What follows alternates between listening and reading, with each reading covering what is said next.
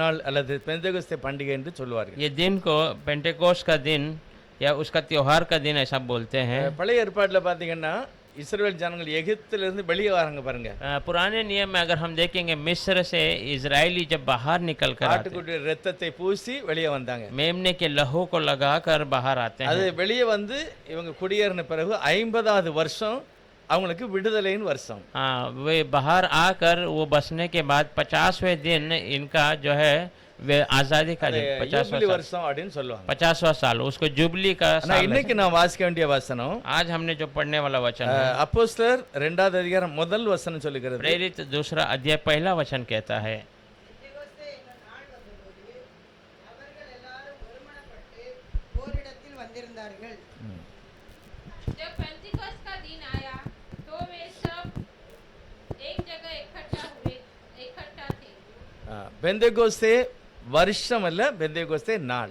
Pentecost का साल नहीं पेंटेकोस्ट का दिन। முதலாவது பெந்தேகோஸ்தே அப்படின்னா 50வது அப்படின்னு அர்த்தம். 50 पेंटेकोस्ट का मतलब है 50वां। பெந்தேகோஸ்தே சபை அப்படி கிடையாது, 50வது நாள். पेंटेकोस्ट ऐसा कलीसिया नहीं है। पेंटेकोस्ट का मतलब है 50वां दिन। 50வது நாள்னா என்ன, எதுக்காக 50வது நாள்? 50वां दिन किसके लिए है?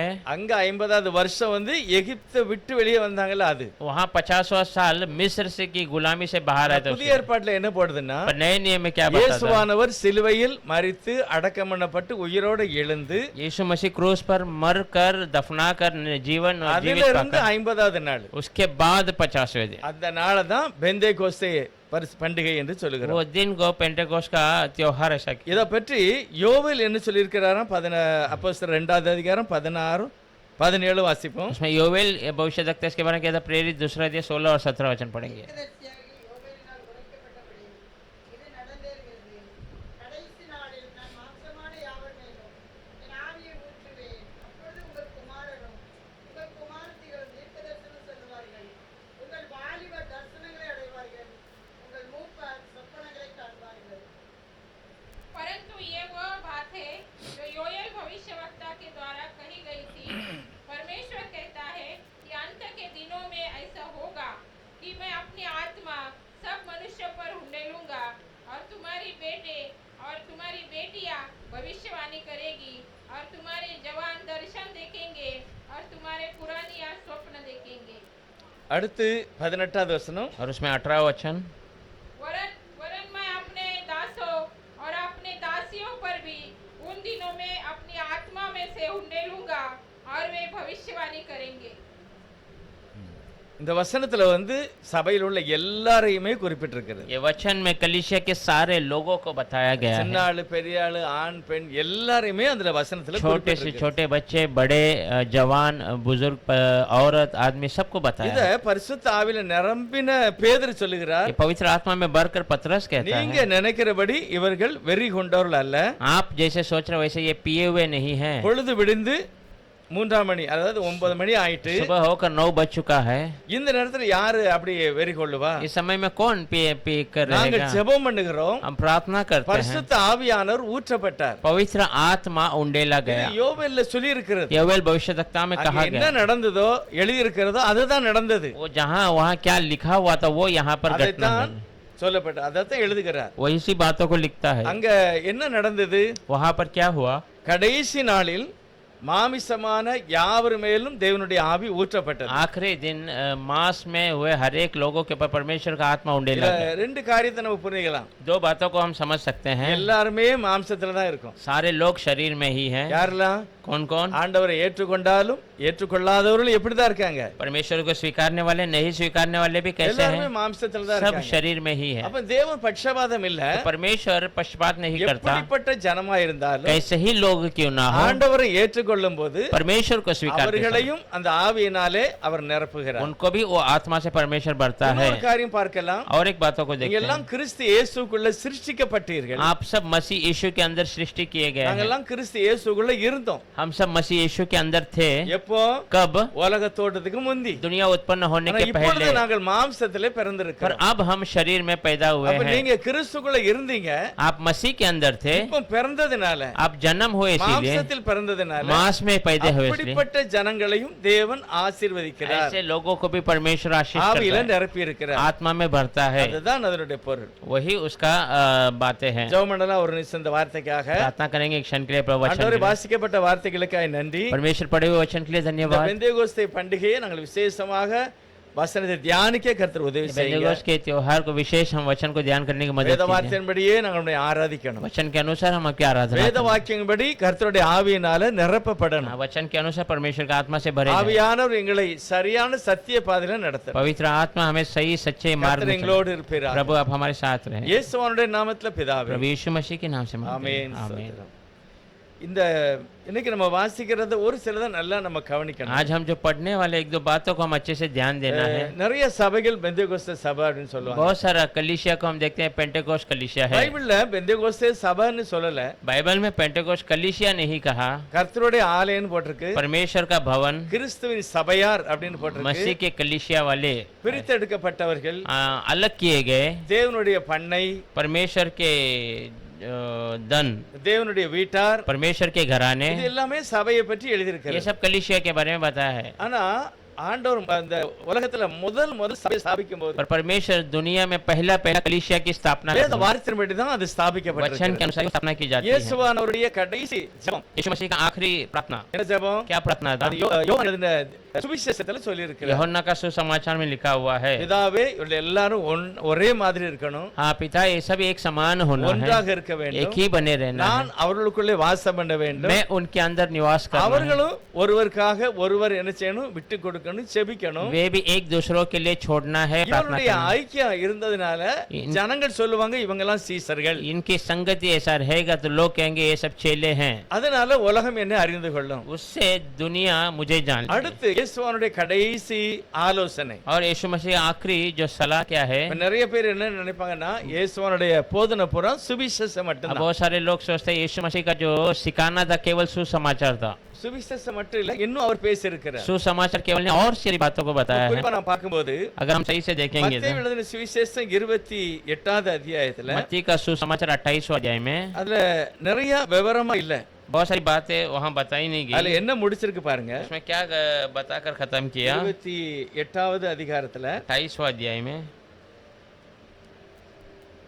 16வது வசனம் சொல்லுகிறது, 16 वचन कहता है, 11 சீஷர்களும் கலிலேயாவிலே இயேசு தங்களுக்கு குறித்திருந்த மலைக்கு போனார்கள். 11 चेले भी गलीलिया में यीशु ने चुने हुए उस पहाड़ की ओर गए। இப்போ இந்த 28வது அதிகாரத்தை பார்த்தா ஆண்டவருடைய உயிர் தழுதலை பற்றி சொல்லி इस இருக்கிறார். 28वां वचन में देखेंगे परमेश्वर के जी उठने के बारे में बताया ஆனா है। 18 19ல அவர் கட்டளை கொடுத்தது, पर 18 और 19 में वो आज्ञा देता நீங்க है, பிரசங்கம் பண்ணணும். आप प्रचार करना है। அந்த பிரசங்கத்தை கேட்டு யாரு விசுவாசிக்கிறார்களோ சீசர்களாய் மாறுகிறார்களோ हाँ, उस प्रचार को सुनकर जो विश्वास करते हैं, जो चेले बन जाते हैं, அவர்களுக்கு பிதா குமாரன் பரிசுத்த ஆவி நாமத்துல ஞானஸ்நானம் उनको கொடுக்கணும். पिता पुत्र और पवित्र आत्मा के नाम से बपतिस्मा அப்படி देना है।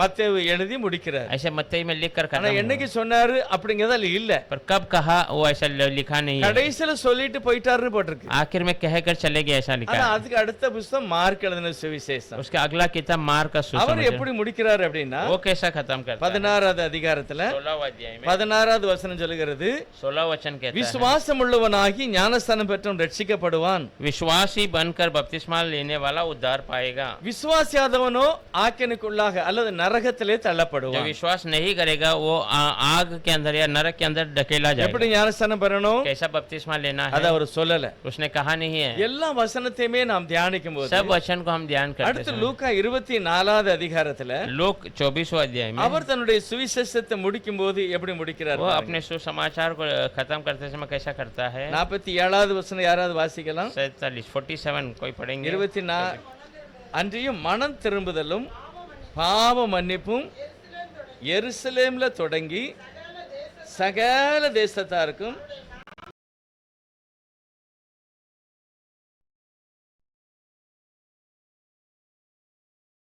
அவருடைய நாமத்தினாலே பிரசங்கிக்கப்பட வேண்டியது.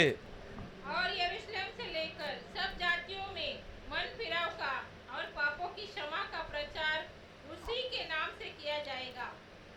இது யாருடைய சாட்சி? லூக்கா. ये लूक की गवाही है। ஆனா யோவான் கடைசி முடிக்கும்போது என்ன சொல்லுகிறார்? यूहन्ना आखिरी खत्म करते समय क्या कहता है? ஆண்டவருடைய வார்த்தை எழுதும்போது சொல்லுகிறார், प्रभु का वचन लिखते समय कहता है, தனியே வந்து ஆண்டவர் தன்னுடைய சீஷர்களை சந்திக்கிறார். अकेले में आकर परमेश्वर अपने चेलों से அவர்கள் मुलाकात தேவ சித்தத்திற்கு விரோதமாக சில காரியங்களை तो செய்கிறாங்க. परमेश्वर के मर्जी के विरोध कुछ कार्य को कर रहे हैं। இது எப்ப நடக்கு அப்படின்னா ये कब होता है? இந்த 40 நாளைக்கு உள்ள நடக்குது. ये 40 दिन के अंदर हो रहा है। நல்லா நமக்கு தெரியணும், 40 நாள் வரைக்கும் இவங்களுடைய நடவட கொஞ்சம் வித்தியாசமா இருக்கு. आप अच्छे समझना 40 दिन तक इनका चाल चलन थोड़ा अलग था। ஆனா 40 நாளைக்கு பிறகு 40वें दिन के बाद கொஞ்சம் வித்தியாசம் வருது. थोड़ा अलग हो गया। இந்த விவரத்தை யார் சொல்றா அப்படின்னா इस बातों को कौन बताता இதே है? லூக்கா அப்போஸ்தலர் நடபடிகள் எழுதும்போது சொல்லுகிறார். यही लूका प्रेरित की किताब लिखते समय लिखता है। அப்போஸ்தலர் நடபடிகள் प्रेरित का किताब எழுதுனது யாரு? लिखा किसने? லூக்கா எழுதுகிறார். लूक ने लिखा है। நமக்கு மொத்தத்துல பார்க்கும்போது अगर हम पूरी तरीके से ஒரு देखेंगे तो உறுதியான ஒரு நம்பிக்கை என்னன்னா பரிசுத்த ஆவியானவர் இவர்களை கொண்டு எழுதியிருக்கிறார். हाँ, हमें एक पक्का भरोसा ये होता है कि पवित्र आत्मा इन लोगों को रख कर लिखा हुआ है। சுவிசேஷமானாலும் சரி, सुसमाचार हो நிருபங்களானாலும் சரி, या जो व्यवस्था हो, பழைய ஏற்பாடு எந்த புஸ்தகமானாலும் சரி, पुराने नियम कोई भी किताब क्यों ना हो, எழுதுனது யாரு? लिखा किसने? பரிசுத்த ஆவியானவர். पवित्र आत्मा இதை ने। பற்றி பேதுரு சொல்லும்போது எழுதிக்கிறார். इसके बारे में पतरस कहते समय लिखता है கிறிஸ்துவின் ஆவியானவர்னு போட்டிருக்கு. मसीह का आत्मा। கிறிஸ்துவின் ஆவியானாலும் பரிசுத்த ஆவியானாலும் என்னது ஒண்ணுதான். मसीह का आत्मा या पवित्र आत्मा दोनों एक ही है। பேதுரு சொல்லுகிறார் தங்களில் உள்ள கிறிஸ்துவின் ஆவியானவர். पतरस कहता है हमारे अंदर के मसीह की அவர் आत्मा। சொல்லுகிறது ஏசாயா, எரேமியா அந்த தீர்க்கதரிசிகளை பற்றி. वो कहता है ऐसाया, यिर्मयाह भविष्यद्वक्ताओं के बारे में। திடீர்னு பெந்தேகோஸ்தே நாளைக்கு தான் பரிசுத்த ஆவி வந்தது அப்படின்னு இல்ல. अचानक पेंटेकोस्ट के दिन ही पवित्र आत्मा आया, ऐसा नहीं। அதுக்கு முன்னாலே பரிசுத்த ஆவி இருந்தாரா? उसके पहले भी पवित्र आत्मा था क्या? இருந்தா இல்லையா? था क्या? नहीं। இருந்தார். हाँ था। எல்லா தீர்க்கதரிசிகளையும் பரிசுத்த ஆவியானவர் ஏகுகிறார். हर एक भविष्यद्वक्ताओं को पवित्र आत्मा ही चलाता ஆனா है। பெந்தேகோஸ்தே நாள் அன்னைக்கு பரிசுத்த ஆவி விசேஷமாக ஊற்றப்பட்டது. पर पेंटेकोस्ट के दिन पवित्र आत्मा विशेष उंडेला गया। அவர் ஊற்றப்பட்ட பிறகு பூமியிலேயே அவருடைய பிரசன்னம் இருக்கிறது. वो उंडेले जाने के बाद दुनिया पूरा उसका प्रसन्नता से भर गया। அவர் இன்னும் மேல போகல. वो अभी तक ऊपर गया नहीं இன்னும் है। நமக்கு மத்தியில இருக்கிறார். अभी भी हमारे बीच में है। உண்மை உத்தமமான விசுவாசிகளுக்கு உள்ளே வாசம் பண்ணுகிறார். सच्चा और मन के विश्वासियों के हृदय में वास करता இப்ப है। நான் இயேசுவின் நாமத்தை நாம் ஆராதிக்கிறதுனால अभी हम यीशु मसीह की नाम की आराधना நமக்கு करते हैं। மத்தியில ஆவியானவர் இருக்கிறார். हमारे बीच में पवित्र आत्मा है। ஆவியானவர் இருக்கிறாரா? இயேசு இருக்கிறாரா? पवित्र आत्मा है या यीशु இயேசு है? தான் ஆவியானவர், ஆவியானவர் தான் கர்த்தர். यीशु मसीह ही पवित्र आत्मा है और वही खुदा है। ஆகவே ஒரே ஒரு சர்வ வல்லமுள்ளவரை நாம் ஆராதிக்கிறோம். इसलिए एक ही सर्व सामर्थ्य परमेश्वर की आराधना करते हैं। இயேசுவானவர் சொல்லியிருக்கிறார், கடைசி மத்தேயு 28 கடைசி வசனம் சொல்லுகிறது, यीशु मसीह ने कहा मत्ती 28 अध्याय के आखिरी உலகத்தின் वचन, முடிவு பரியந்தமும் दुनिया के अंत तक சகல நாட்களிலும் पूरी समय में ஆண்டவர் சொல்றார், நான் உங்களோடு கூட प्रभु இருப்பேன். से कहता मैं तुम्हारे साथ रहूंगा। யார் சொன்னது? कौन कहा? இயேசுவானவர் தான் சொன்னார். यीशु मसीह ने कहा உலகம் முடிவு வரைக்கும் दुनिया खत्म होने எல்லா तक நாளும் हर एक दिन நான் உங்களோடு கூட मैं இருக்கிறேன். तुम्हारे साथ रहूंगा। இருப்பேன், நான் இருக்கிறேன். நான் साथ रहूंगा क्या? रह रहा हूँ। இருப்பேன் இல்ல, இருக்கிறேன். वो रहता है, वो रहेगा नहीं, रहता है। இருக்கிறேன் அப்படின்னா இருக்கிறவராகவே இருக்கிறேன். हाँ, रहता है मतलब हमेशा की तरह वो அவர் रहता है। எப்பொழுதும் போல वो இருக்கிறவர். हमेशा की तरह रहता है। மோசேயிட்ட எப்படி சொன்னாரு? मूसा से क्या कहा था? இருக்கிறவராகவே இருக்கிறேன். मैं हमेशा हूँ वैसे ही हूँ। அதே வார்த்தையை தான் மத்தேயில இயேசுவானவர் சொல்லுகிறார். वही बातों को मत्ती में यीशु मसीह कहता है। மோசேயிட்ட சொன்ன அதே கர்த்தர் தான் இப்போ மத்தேயு முள்ள இருந்து பேசுகிறார். मूसा से कहने वाले वही परमेश्वर मत्ती के अंदर से बातें கர்த்தர் करता है। இருக்கிறவராகவே இருக்கிறார். मसीह जो है वो हमेशा के लिए है। எப்படி இருக்கிறாரு? कैसा है? அவர் நேற்றும் वो कल, என்றும் आज, என்றும் மாறாதவராய் இருக்கிறார். युगानों के न बदलने वाला है। நேற்றுனா எப்போ? कल कब था? பைபிள் சொல்லுது நேற்று, कल, இன்று, आज, எப்பொழுதும். हमेशा। कल ஏசப்பா எப்படி இருக்கிறாரா? यीशु मसीह कैसा है? ஒரே மாதிரி இருக்கிறார். एक ही समान है। நேற்றுனா நேற்றே சொல்லல, कल बोले तो कल की नहीं, ஆதாமுடைய காலத்துக்கு முன்னால, आदाम के समय के पहले, ஆதியாகமத்துக்கு முன்னால, उत्पत्ति के पहले, எத்தனையோ கோடி வருஷத்துக்கு முன்னால इतना- தெய்வம் இருக்கிறார். करोड़ों सालों के पहले परमेश्वर, அதுதான் நேற்று. वही कल है। ஆதாம் வந்ததுல இருந்து இன்னும் இயேசுவானவர் எப்போ வர போறாரு அது வரைக்கும் இன்று, आदाम आने के बाद अब तक यीशु वापस आने वाला तब तक आज, நாளை இங்கிறது நித்திய ஜீவன். आज कल और युगान युग का मतलब अनंत जीवन। எப்பொழுதுமே ஒரே ஒருவர் சர்வ வல்ல உள்ளவராக இருக்கிறார். हमेशा एक ही ही वो सर्व सामर्थ्य के रूप में दिख இப்போ है। நீங்க அப்போஸ்தலர் நடபடியில வரும்போது अभी हम प्रेरित की किताब में आते समय 3வது வசனம் இருக்கும். முதல் அதிகாரம் 3வது வசனம். पहले अध्याय में 3रा वचन। அவர் பாடுபட்ட பின்பு 40 நாளளவும் அப்போஸ்தலருக்கு தரிசனமாகி தேவனுடைய ராஜ்யத்துக்குரியவைகளை அவர்களுடனே பேசி அநேகம் தெளிவான திருஷ்டாந்தங்களினாலே அவர்களுக்கு தம்மை உயிரோடு இருக்கிறவராக காண்பித்தார். उसने दुख उठाने के बाद बहुत से पक्के प्रमाणों से अपने आप को उन्हें जीवित दिखाया और 40 दिन तक वह उन्हें दिखाई देता रहा और परमेश्वर की राज्य की बातें करता रहा। இப்படிப்பட்ட விசுவாச வார்த்தைக்காக கர்த்தருக்கு நன்றி. ऐसे विश्वास के वचन के लिए प्रभु को धन्यवाद। அல்லேலூயா. हालेलुया। லூக்கா அவ்வளவு தெளிவாக ஜனங்கள் புரிந்து கொள்ளும்படி ஆவியானவர் மூலமா எழுதியிருக்கிறார். लोग इतने अच्छे तरीके से लोग समझने के रूप में पवित्र आत्मा में भरकर लिखता அதுல है। போட்டிருக்குது தம்மை உயிரோடு இருக்கிறதாக காண்பித்தார். अपने आप को जीवित है के रूप में वो प्रकट करके दिखाया। அப்படின்னா इसका கூட मतलब நடந்தார், उनके साथ चला, உட்கார்ந்து இருந்தாரு, बैठा था, அவங்களோட சாப்பிட்டாரு, उनसे भोजन की, அவங்களோட பிரயாணமா போனாரு. उनके साथ सफर இது किया। எல்லாமே 40 நாள் வரைக்கும் ये நடந்திருக்கு. सब 40 दिन तक चला है। அவங்களுக்கு இப்ப சந்தேகம் இருக்காது. अब इनको कोई शंका नहीं ஏன்னா है। 40 நாள் வரைக்கும் கூடவே அலைந்தார், சாப்பிட்டாரு, பேசினாரு, எல்லாம் நல்லா புரிஞ்சுக்கிட்டவங்களுக்கு. 40 दिन तक उनके साथ ही चला, भोजन किया, सब वो अच्छे समझ गए। சாமனே ஆம்னே சாமனே हाँ, आमने सामने நல்லா ஆண்டவருடைய சரீரம் அவருடைய ட்ரெஸ் போட்டு அவங்களோட நடக்கிறாரு, हाँ, அவங்களோட உட்கார்ந்து பேசுகிறார். शरीर में वस्त्र पहनकर उनके साथ बातें करता, उनके साथ चलकर जाता है। என்னத்தை பற்றி பேசுகிறாரு? क्या बातों का தேவனுடைய ராஜ்யத்துக்குரியவைகளை. परमेश्वर के राज्य के बारे में। தேவனுடைய ராஜ்யம்னா என்னது? परमेश्वर का राज्य क्या है? எவ்வளவு நாளும் ஏதேன் தோட்டத்துக்கு பிறகு நீங்க உலகத்துக்கு இருக்கீங்க. हाँ, कितना दिन एदन के बाग आप दुनिया में இப்போ रहेंगे। உங்களுக்கு நிரந்தரமான ஒரு வாழ்க்கை இல்ல.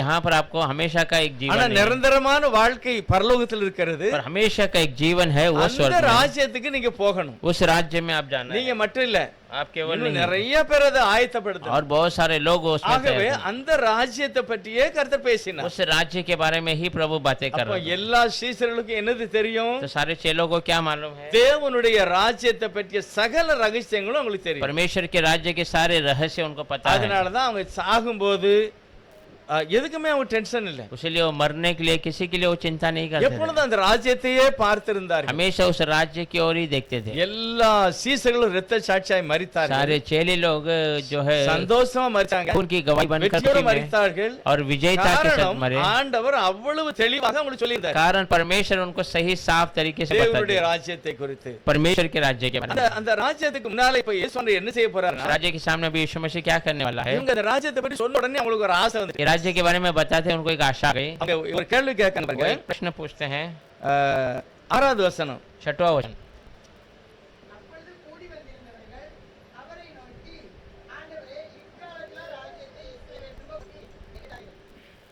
अतः उन्होंने इकट्ठा होकर उनसे पूछा, हे प्रभु, क्या तू इस समय इस्राएल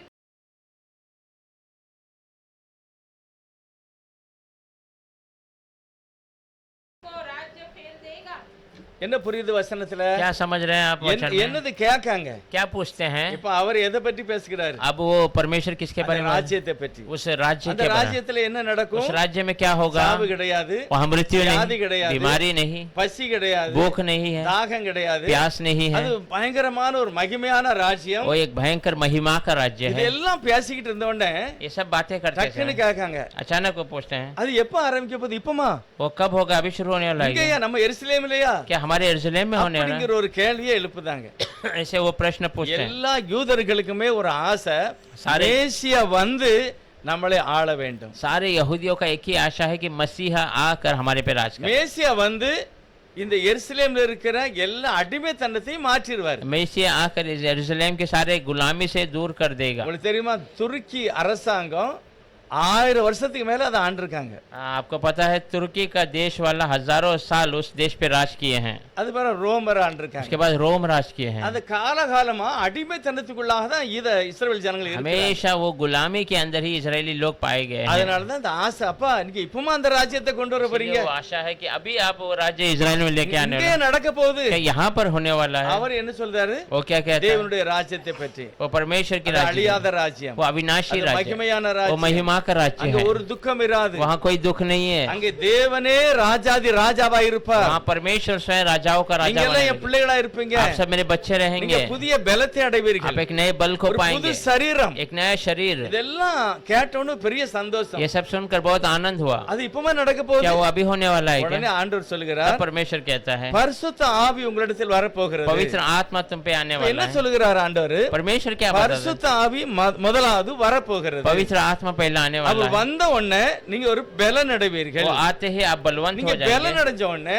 आप सामर्थ्य होते हैं। எருசலேம்ல, यरूशलेम में, அடுத்து பக்கத்து ஊர்ல, उसके बाद बाजू के गांव में, அடுத்து உலகமெல்லாம் எல்லா இடத்திலையும் போய் और पूरी दुनिया में जाकर நீங்க சாட்சிகளா இருப்பீர்கள். हाँ तुम लोग गवाही बन जाओगे। எதுக்கு சாட்சி? इसकी गवाही, இயேசு உயிரோடு இருக்கிறார். यीशु जीवित है, அவரை நம்பினீங்கன்னா உங்களுக்கு அந்த ராஜ்யத்துக்கு போகலாம். वो उस पे भरोसा करेंगे, आप भी वो राज्य में जा அந்த सकते ராஜ்யம் வரப்போகிறது. हैं। वो राज्य आने वाला இதை है, நீங்க சொல்லணும் इसे आप कहना है, அப்படின்னு ஆண்டவர் சொல்லிட்டார். ऐसा प्रभु ने இப்ப कह இதை दिया। கேட்ட உடனே கொஞ்சம் ஒரு அவங்களுக்கு நல்லா இருந்திருக்காரு. इसे सुनते ही लोग, उनको थोड़ा अच्छा नहीं लगा, ஏனென்றால் அவங்க இப்பவே அதை எதிர்பார்க்காங்க. क्योंकि वो अब भी चाहते हैं हो जाए। அவர் சொல்லுகிறார், இல்லப்பா பரிசுத்த ஆவின்னு வரும். वो कहता नहीं अभी नहीं, पवित्र आत्मा आएगा। அப்ப இது வரைக்கும் வரலையா? तो तभी तक आया नहीं था, வந்ததா வரலையா? आया था कि नहीं? எலிசபெத் வீட்டுக்கு மரியாள் போகிறார்கள். एलिजाबेथ के घर पे मरियम जाती है। எப்போ? कब? இயேசு பிறக்க முன்னால. यीशु मसीह जन्म होने के பைபிள் पहले। சொல்லுகிறது எலிசபெத் பரிசுத்த ஆவியில நிரப்பப்பட்டாள். बाइबल बताती है एलिजाबेथ पवित्र आत्मा में भर என் गई थी। ஆண்டவனுடைய தாயார் என் வீட்டுக்கு வந்தது எவ்வளவு பாக்கியம் मेरे அப்படின்னு சொன்னார். परमेश्वर की माँ मेरे घर पर आई, कितना बड़ा உடனே सौभाग्य। மரியாள் பரிசுத்த ஆவியில நிறைந்து அவளை வாழ்த்துகிறார். तब मरियम पवित्र आत्मा में भरकर उसको आशीष करती உடனே है। அவ பிள்ளை கூட களிப்பாய் துள்ளிட்டுன்னு तो போட்டு. उसके बच्चे भी आनंद में उड़ी मारने लगे, ऐसा लिखा அதுக்கு है। பிறகு பரிசுத்த ஆவி இந்த ரெண்டு பேருக்கு உள்ள இருந்து வெளியே போயிட்டு. उसके बाद पवित्र आत्मा दोनों से बाहर निकल गई। தேவன் தேவைப்படும் போது பேசினார், தேவையில்லைன்னா போயிட்டார். परमेश्वर जब जरूरत थी बातें की, नहीं है तो वो चले गया। பைபிள் சொல்லுது கர்த்தருடைய ஆவியானவர் மோசேயோடு வருகிறார், பேசுகிறார். बाइबल बताती है परमेश्वर का आत्मा मूसा के पास आकर बातें करता। யோனாவுக்கு கர்த்தருடைய வார்த்தை உண்டாயிற்று. जोना को परमेश्वर का वचन हो அப்படின்னா गया। ஆவியானவர் வந்து யோனாட்ட பேசுகிறார். हाँ, पवित्र आत्मा यूहन्ना से आकर बातें करता है। அப்ப வருகிறார், பேசுகிறார், போயிட்டார். आ रहा है, बातें करता है और चले जाता இப்போ है। ஆண்டவர் சொல்கிறார், और अब परमेश्वर कहता है பரிசுத்தாவியானவர் வருவார், पवित्र आत्मा आएगा, நீங்கள் புது பலனை அடைவீர்கள். आप नए बल को पाएंगे। நிரந்தரமா பரிசுத்த ஆவி உங்ககிட்ட இருக்கும். हाँ, हमेशा का पवित्र आत्मा அவர் तुम्हारे போக अंदर, மாட்டார். वो आप जाएगा नहीं, உங்களோட கூட இருப்பார். तेरे साथ அவர் உங்களை रहेगा, வழிநடத்துவார். वो तुम्हें चलाएगा। இதுதான் புதிய ஏற்பாட்டினுடைய உபதேசம். यही नए नियम का उपदेश है। பரிசுத்த ஆவி என்ன செய்வார்? पवित्र आत्मा வருவார், वो आएगा, உனக்கு உள்ளே வாசம் பண்ணுவார். तेरे अंदर वास करेगा। பவுல் சொல்கிறார், நீங்கள் கிறிஸ்துவின் ஆவியை பெற்றிருக்கிறீர்கள். अब पौल कहता है आप मसीह की आत्मा को पाए हुए हैं। உங்களுக்குள்ள தேவனுடைய ஆவி இருக்கிறது. आपके अंदर परमेश्वर का அதனால आत्मा நீங்க है। தேவனுடைய ஆலயம். इसलिए परमेश्वर का भवन है। நல்லா நம்ம புரியணும், நமக்குள்ள தேவன் இருக்கிறாரா, கிறிஸ்து ஆவி இருக்கா, பரிசுத்த ஆவி இருக்கா? हम अच्छे से समझना, हमारे अंदर परमेश्वर है या मसीह का आत्मा है या पवित्र आत्मा है? பரிசுத்த ஆவியானவர் पवित्र आत्मा ही அவர்தான் है। கர்த்தர், वही खुदा அவர்தான் है, இயேசு, वही यीशु அவர்தான் है, கிறிஸ்து. वही मसीह है। இந்த நம்பிக்கை இருக்கும்போது தான் वो भरोसा நான் होते हैं தேவனுடைய சுபாவத்தை நாம் பெற்றுக்கொள்ளலாம். परमेश्वर के स्वभाव को पा सकते எப்ப हैं। தேவனுடைய ஆவி வருகிறது? तब परमेश्वर का आत्मा आता है। அவர் சொல்கிறார், சுவிசேஷத்தை கேட்கும்போது வருகிறார். पौल कहता है सुसमाचार को सुनते समय आता அது है। ஒரு நிலை. वो एक स्थिति है। எப்பமெல்லாம் வசனத்துக்கு आप கீழ்ப்படிகிறீர்களோ, जब जब वचन का पालन करते हैं, ஆவியானவருடைய ஒரு சுடுதல் இருக்கிறது. पवित्र आत्मा का एक चूना लगता வாசிக்கும்போது, है, पढ़ते समय, ஜெபம் பண்ணும்போது. प्रार्थना करते ஆனா समय, அந்த ஆவியானவர் உள்ள உட்கார வைக்கும்போது தான் இன்னும் பெரிய ஒரு ஆசீர்வாதம். पवित्र आत्मा को हमारे अंदर बिठाते समय और बहुत அவர் आशीष होती है। எனக்குள்ளே வாசம் பண்ணி वो मेरे अंदर वास நம்மளை करता है, வழிநடத்துவார். हमें चलाता है। அதுதான் தேவனுடைய ஆவியின் நிறைவு. वही पवित्र आत्मा का परिपूर्णता। ரட்சிக்கப்பட்டிருக்கிறீர்களா उद्धार पाए हैं, அப்படின்னா என்ன इसका அர்த்தம்? मतलब क्या है? இந்த உலகத்தை விட்டு நீங்கள் வேறு பிரிக்கப்பட்டு इस दुनिया से आप अलग किया कर, தேவ ஆவி உங்க உள்ள இருக்கா? पवित्र आत्मा तुम्हारे अंदर है, ஆண்டவருடைய பிள்ளையா இருக்கீங்களா? परमेश्वर के बच्चे बने हैं, நீங்கள் உலகத்தை விட்டு வெளியே வந்துட்டீங்களா? आप दुनिया से दूर हो गए हैं, ரட்சிக்கப்பட்டீர்கள். वही उद्धार हुए हैं। அப்ப தேவ ஆவியை நான் எப்படி பெற்றுக்கொள்கிறேன்? परमेश्वर की आत्मा को मैं कभी पाता நான் हूँ பாவங்களை அறிக்கை செய்து விட்டு விடும்போது. पाप को कबूल कर छोड़ देने के बाद। நீதிமொழிகள் அப்படி சொல்லுகிறார், नीति वचन में ऐसे कहा है, பாவங்களை மறைக்கிறவன் வாழ்வு அடைய पाप மாட்டான், को छुपाने वाला वो जीवन नहीं पा அவைகளை सकता, அறிக்கை செய்து விட்டு விடுகிறவன் இரக்கம் பெறுகிறான், उसको कबूल कर छोड़ देने वाला वो अनुग्रह पाता है, वो जीवन पाता है, வாழ்ந்திருப்பான், जीते रहेगा, நல்லா இருப்பான். अच्छा रहेगा। அப்ப எப்ப நல்லா இருக்க முடியும்? तो कब अच्छा रहेगा? இயேசுநாதர் என் கூட இருக்கும்போது. यीशु मसीह जब हमारे நான் வெற்றி தருகிறேன். वही विजय देता இப்போ है। 50வது நாள், 50वां दिन, அதுக்கு முந்தி 40வது நாள் उसके पहले 40वां दिन ஆண்டவர் பேசிக்கிட்டே போறாரு. परमेश्वर बातें करते जा रहा है। 40 நாளும் தேவ ராஜ்யத்தை பற்றி பேசினார். 40 दिन परमेश्वर के राज्य में, 40வது நாள் நடந்து அப்படியே போறாங்க. 40वें दिन चलकर इसी जा रहा है। பாருங்க, கிளியரா எழுதி इसमें இருக்கிறது. अच्छे से लिखा है, அதுல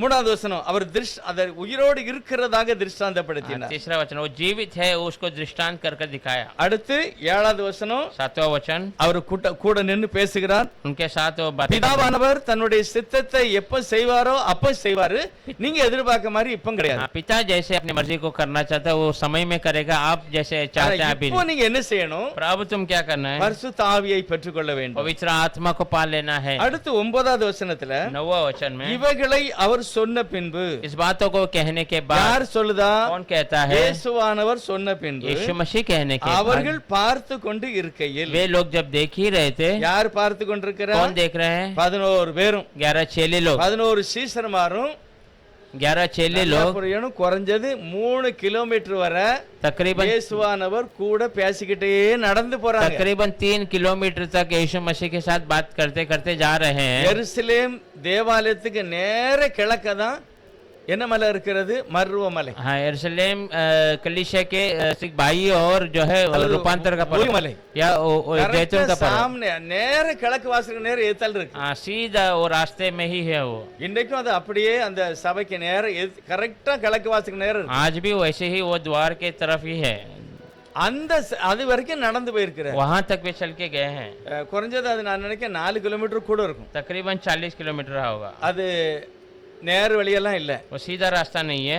அந்த வழியை நாங்க இந்த பஸ்ல போகும்போது उस समय से हम जब बस में जा रहे थे, அதுல நிறைய வித்தியாசமான வழியெல்லாம் இருந்தது. बहुत अलग अलग रास्ता भी है. சைக்கிளுக்குன்னு தனி சிக்னல், தனி வழி இருக்கு. साइकिल के लिए अलग सिग्नल और रास्ता है. அவங்க அது சைக்கிள் மட்டும் தான் போகணும். केवल उसमें साइकिल जा सकता அந்த है. அந்த அந்த ஒலிமலைக்கு போற வழியில எல்லாம் இப்படி இருக்கு. और जैतून के पर्वत पर पहाड़ पे जाने के लिए ஆனா ऐसा இவங்க है. நடந்தே பேசிக்கிட்டே पर ये போயிருக்காங்க. लोग चलते चलते बातें என்ன करते பேசிக்கிட்டு போறாங்க? क्या बातें करके நீங்க பரிசுத்த ஆவியை பெறணும், आप पवित्र आत्मा நீங்க पाना है. காத்து இருக்கணும், आप इंतजार करना. எருசலேமை விட்டு வெளியே போக கூடாது. यरूशलेम से तुम्हें बाहर नहीं जाना. 5வது வசனம் சொல்லுது, पर 5वां वचन कहता है, நீங்கள் எருசலேமை விட்டு வெளியே போக கூடாது. आप यरूशलेम से बाहर नहीं जाना है. நான் வெளியே போகணும்னு சொல்லி இருக்கிறேன். मैंने बोला तुम्हें बाहर जाना ஆனா है. எப்ப போகணும்? कब जाना है? பரிசுத்த ஆவியை பெற்றாதான் போகணும், இல்லன்னா போக கூடாது. पवित्र आत्मा को पाने के बाद ही जाना, उसके बाद नहीं, उसके पहले नहीं. கண்டிஷன். एक अच्छा कंडीशन है. என்ன கண்டிஷன்? क्या कंडीशन है? நீ நல்லா இருந்தா சொல்லு, இல்லன்னா சொல்லாதன்னு அர்த்தம். तो अच्छा है तो कहना, अगर नहीं अच्छा है तो நீ कहना मत. மனம் திரும்பினா மற்றவங்கள மனம் திரும்ப சொல்லு. तो मन फिराया तो औरों को मन फिराने के लिए कहना. சாராயத்தை குடிச்சிட்டே இன்னொரு ஆளை போய் சாராயம் குடிக்காதன்னு சொல்லாத. हाँ, पीते पीते तू औरों को मत कहना कि तू मत நீ पीना. முதல்ல சாராயம் குடிய விடணும், அதுக்கு பிறகு மற்ற ஆள்கிட்ட போய் तू சொல்லணும். पहले पीना छोड़ना, फिर औरों को संदेश सुनाना. அதுதான் மனம் திரும்புதல். वही मन फिराना. அதாவது வழியை விட்டுட்டு நல்ல வழியில வந்துட்டு நம்ம சொல்லணும். हाँ, रास्ते को छोड़कर अच्छे मार्ग में आकर फिर ஆண்டவருடைய हमें போதனை எருசலேமை விட்டு வெளியே போக கூடாது.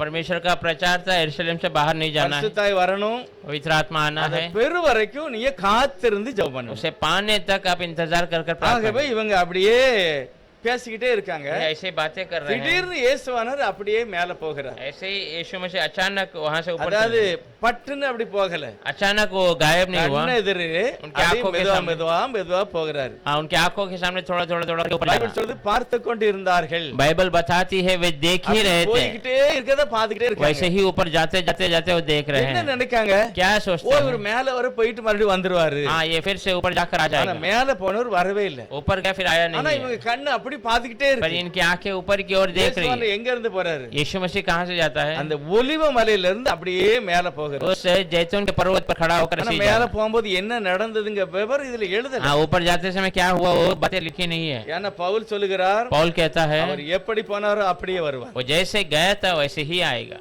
இங்கேயும் அப்படிதான் எழுதிருக்கு, எப்படி போனாரோ அப்படியே வருவார். यहाँ पर भी वही लिखा, जैसे गया वैसे எப்படி है. போனாரு? कैसा गया? இங்க என்ன போட்டிருக்கு? यहाँ पर क्या बताया? அமைதியா போனார். शांतता அமைதியா से. போனார். शांतता से.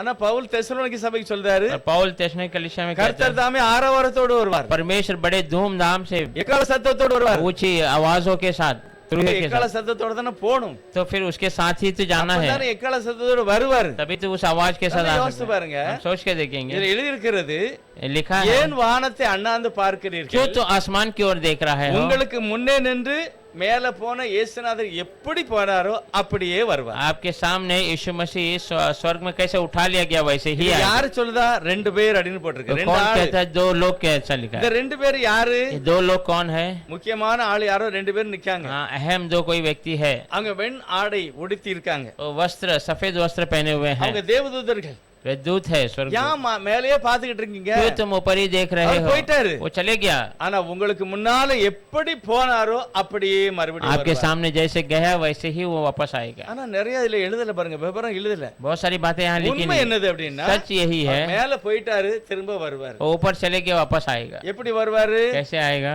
ஒலிவு மலையில தான் கால் வச்சு வருவார். ओलिव के जैतून के पर्वत पर ही पैर रखकर ஆனா आएगा பவுல் என்ன சொல்றாரு? पौल कैसा कहता है? ஆரவாரத்தோட வருவார், बड़ी आवाज के எக்கால साथ சத்தத்தோடு வருவார். तुरुही के साथ இதத்தான் சங்கீதம் 47 5வது வசனத்துல தாவீது சொல்லுகிறார். 47:5 में दाऊद कहता है தேவன் ஆர்ப்பரிப்போடும் கர்த்தர் எக்கால சத்தத்தோடும் உயர எழுந்தருளி போனார்.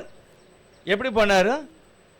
எக்கால சத்தத்தோடு போனார். कैसे गया? वो तुरुही की आवाज அப்ப के साथ பவுலுக்கு எப்படி தெரியும்? तो पौल को कैसा पता है? பவுல் பரிசுத்த ஆவியில நிறைந்து पौल சொல்லுகிறார், पवित्र आत्मा में அவர் भर कर எக்கால कहता है। சத்தத்தோட தான் போனாரு, वो तुरुही की आवाज के साथ ही எக்கால कहता है। சத்தத்தோட தான் வருவார். उसी आवाज के साथ वो आएगा। ஆனா இங்க நிறைய காரியத்தை அவர் எழுதல. पर यहाँ बहुत सारी बातों को लिखा பைபிள் नहीं। சொல்லுது எல்லாம் விவரம் எழுதுனா உலகம் கொள்ளாது. बाइबल बताए सब कुछ लिखेंगे तो दुनिया समा जाएगी, नहीं நமக்கு होगी। உண்மை தெரியணும். हमें सच्चाई- ஒலிவுமலையிலிருந்து தேவன் போனார், हमें सच्चाई मालूम है कि जैतून के पर्वत से यीशु मसीह गया ஒலிவுமலையிலிருந்து இறங்கி और வருவார். वहां से उसी से आने वाला है। அதுதான் ஒரு பெரிய மகிமையான ஆண்டவருடைய கடைசி வருகை. वही एक महिमा परमेश्वर का आगमन है। ஆனா அதுக்கு முந்தி அவர் ரகசியமாக மத்திய ஆகாயத்துக்கு வருகிறார். उसके पहले वो रहस्य से बीच आसमान में आता அது है। வருகை அல்ல, அது ரகசிய வருகை. वो आगमन नहीं, वो रहस्य आगमन। ஒலிவுமலையில கால் வைக்கிறது எப்போ? पर जैतून के पर्वत पे पैर कब रखते हैं? ஆண்டவர் 1000 வருஷம் இந்த உலகத்தை ஆளுகை செய்வார். परमेश्वर 1000 साल इस दुनिया पे राज அதுக்கு करेगा, பிறகுதான் அவர் ஒலிவுமலையில கால் வைப்பார். तब वो जैतून के पर्वत पर पैर रखे, அப்பனா ஒலிவுமலை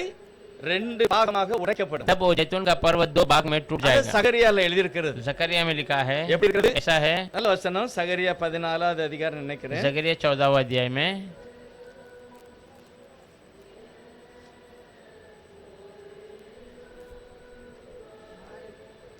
ஆ 14:4 அந்நாளிலே அவருடைய பாதங்கள் கிழக்கே ஆ எருசலேமுக்கு எதிரே இருக்கிற ஒலிவ மலையின் மேல் நிற்கும்.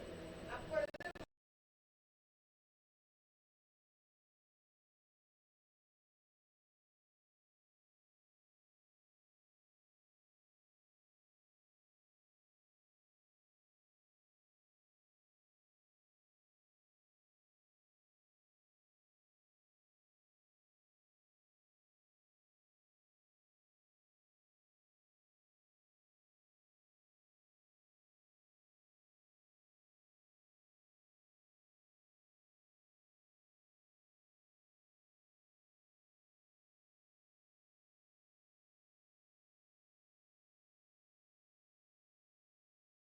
மகா பெரிய பள்ளத்தாக்கு உண்டாகும்படி ஒலிவ மலை தன் நடுமையத்திலே கிழக்கு மேற்காய் எதிராக பிளந்து போம். அதனாலே ஒரு பாதி வடபக்கத்திலும் ஒரு பாதி தென்பக்கத்திலும் சாயும். சரி. उस दिन वह जैतून के पर्वत पर पाँव रखेगा जो पूर्व की ओर यरूशलेम के सामने है। तब जैतून का पर्वत पूर्व से लेकर पश्चिम तक बीचों बीच से पटकर बहुत बड़ा खड्डा हो जाएगा। तब आधा पर्वत उत्तर की ओर और आधा दक्षिण की ओर हट जाएगा। சரி, இப்போ மலையில இருந்து ஒரு மேல போயிட்டாரு, अब वो पर्वत से ऊपर उठा लिया இனி गया, மேல இருந்து கீழே வர अब போறாரு. ऊपर से नीचे आने இது वाला है, அப்படியே இருக்கட்டும். या ऐसे ही रहने இப்போ देते இவர் हैं। மேல போயிட்டாரு, अब ये ऊपर चले गया, அந்த ரெண்டு பேரும் சொல்லாங்க, யாப்பா மேல பாத்துக்கிட்டு இருக்கீங்க? वे 2 लोग खड़े कहते क्यों तुम आसमान की ओर देख அவர் रहे हो? வருவார் वो கண்டிப்பா. तो वापस आएगा। இவங்க உடனே என்ன செய்தாங்களாம்? तो ये लोग क्या करते हैं? அது எழுதி இருக்கிறது वहाँ लिखा है 12வது வசனத்துல, 12 वचन, அப்பொழுது அவர்கள் எருசலேமுக்கு சமீபமாய் ஒரு ஓய்வு நாள் பிரயாணம் தூரத்திலிருந்து அவங்க எருசலேமுக்கு வந்துட்டாங்க. हाँ, वो यरूशलेम के नजदीक एक दिन के शाम के सफर के रूप से वो यरूशलेम में आ गए। ஒலிவு மலையில இருந்து இந்த 11 பேர் எங்க வராங்க?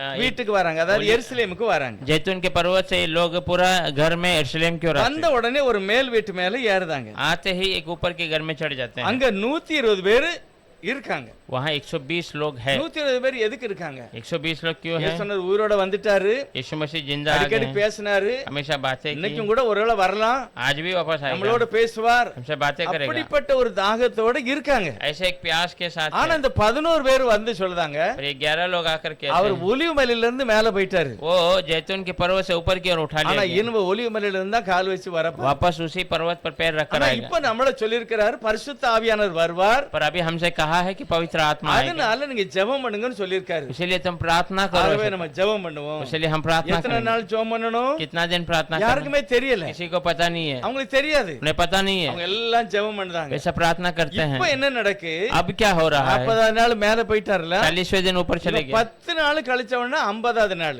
10 दिन के बाद 50वें दिन। என்ன 50வது நாள்? कौन सा 50वें दिन? ஆண்டவர் உயிரோட எழுந்த 50வது நாள் தான் प्रभु जी उठकर 50वें दिन है। பெந்தேகோஸ்தே திருநாள். वही पेंटेकोस्ट का दिन है। அப்பொழுதுதான் பரிசுத்த ஆவியானவராக இயேசுவானவர் तब இறங்குகிறார். पवित्र आत्मा के रूप में यीशु मसीह उतरता எங்க है। இறங்குதாரு? कहाँ पर उतरता ஒரு है? மனதோடு கூடி இருக்கிறார்கள். एक मन में वो बैठे हुए 120 பேர் கூடி இருக்காங்க. 120 लोग जमा हैं, ஒரு ஆசையோட एक आशा के साथ தேவனுடைய அந்த வார்த்தையை நம்பி இருக்காங்க. परमेश्वर के उस वचन पे भरोसा करके। ஏசாயா சொல்கிறார், கர்த்தருக்கு காத்திருக்கிறவர்கள் ऐसा कहता है, परमेश्वर के इंतजार में रहने वाले புது பலன் एक அடைவார்கள். नए बल को இப்போ पाते हैं। அதுதான் அங்க நடக்க போகுது. वही बातें यहाँ होने वाली है। இவங்க ஒரு மனசோட காத்திருக்காங்க. एक मन से वो इंतजार में है। இன்னைக்கு நம்ம நிறைய பேரு நிறைய விஷயத்தை காத்திருக்கிறோம். बहुत सारे लोग हम बहुत इंतजार करते हैं बहुत बातों உண்மையிலேயே के। நாம் ஆண்டவருடைய சமூகத்துல நம்ம காத்திருக்கோம்னு வைங்களேன். पर सच में हम परमेश्वर की उपस्थिति में சிலர் நம்ம इंतजार करते हैं। அதிகாலையில கொஞ்சம் ஆண்டவருடைய சமூகத்துல காத்திருப்போம். कोई कोई सुबह के समय परमेश्वर की उपस्थिति में इंतजार करते हैं। கொஞ்ச நேரம் இருந்தாலும் பரவாயில்லதான். थोड़े समय रहेगा तो भी நீங்க चलेगा। அதிகாலையில சில காரியங்களுக்காக காத்திருந்தா भोर में कुछ बातों के लिए आप इंतजार करें। கண்டிப்பா